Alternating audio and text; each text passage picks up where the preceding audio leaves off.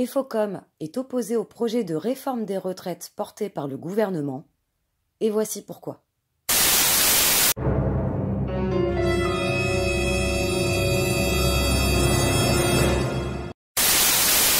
Le système de retraite par points, j'y suis favorable, mais il ne faut pas faire croire aux Français que ça va régler le problème des retraites. Le système par points, en réalité, ça permet une chose qu'aucun homme politique n'avoue. Ça permet de baisser chaque année le montant des points, la valeur des points, et donc de diminuer le niveau des pensions. Seul l'État réglera les paramètres du système demain. Moi, j'adore pas le mot de pénibilité parce que ça donne le sentiment que le travail serait pénible. Elles n'ont pas le réflexe, les caissières. C'est ça quand on leur a interdit les pauses pipi ou que les clients les insultent parce qu'elles vont pas assez vite, elles se renferment. Voilà. Alors que le fait de travailler, c'est se réaliser. Julia, d'accord, ok. On ne naît pas burn-out, on le devient. Oui. Raison pour lesquelles nous disons que ce régime unique, je l'appelle régime unique par points, est dangereux. Et pour simplifier, parce que demain, toutes les clés seront entre les mains des gouvernements. Et on voit bien que la logique sera plus celle d'une gestion à l'économie, une gestion budgétaire, qu'une gestion en termes de droit des salariés à la retraite. C'est qu'il ne s'agit pas de capitalisation. Il s'agit bien de...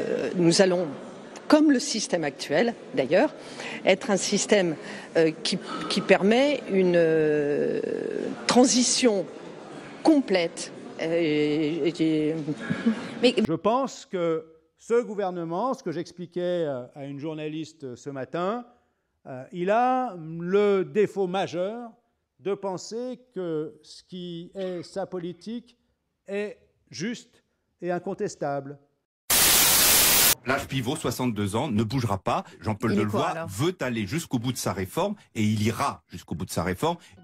Nous aurons certainement à travailler plus longtemps. C'est une question qui se pose. L'âge, évidemment, est en discussion, notamment lorsqu'on est en pleine capacité, qu'on est en bonne santé et que l'on sait qu'on va passer 20, 25, 30 ans à la retraite. L'espérance de vie, elle augmente, oui, c'est vrai.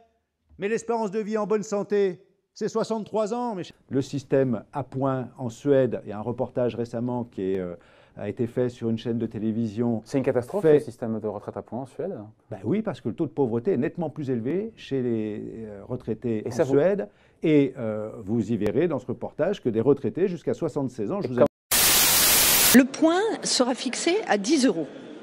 Il aura dans toute sa fonction tout au long de la carrière, ce point sera revalorisé en fonction de l'inflation, lorsque la pension sera liquidée. Non, vous ne saurez pas ce que sera la valeur de service du point. Quand vous convertirez votre capital de points, votre pension dépendra de ce que sera la valeur de service du point, ce qu'on appelle... La valeur de calcul, transformation des points en euros. Voilà. Et il sera revalorisé en fonction des salaires tout au long de la période de votre carrière.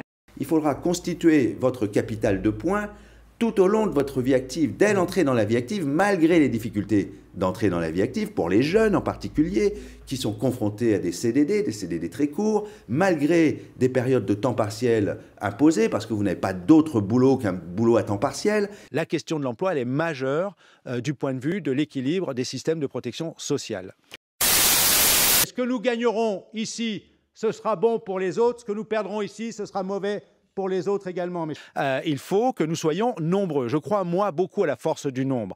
Il faut que nous soyons capables de convaincre le plus grand nombre de salariés de la raison de nos positions, de nos analyses, de nos revendications et de la nécessité de se mobiliser. Et effectivement, lorsque nous n'avons pas d'autres moyens, la question de la grève peut être posée, doit être posée. Et cesser le travail ensemble, c'est ce qu'on appelle la grève. Recourir au droit de grève, c'est un droit constitutionnel, démocratique. Ça coûte cher Oui, ça coûte cher aux salariés. Mais ce qui coûterait très cher, on a une responsabilité importante. On parle aujourd'hui des retraites pour les générations futures. Ce sont nos enfants, nos petits-enfants dont on parle aujourd'hui. Eh bien, moi, je ne me résigne pas. Et en tout cas, Force ouvrière ne se résignera pas à laisser passer cette réforme sans agir au niveau nécessaire si nous ne sommes pas entendus. Donc vous...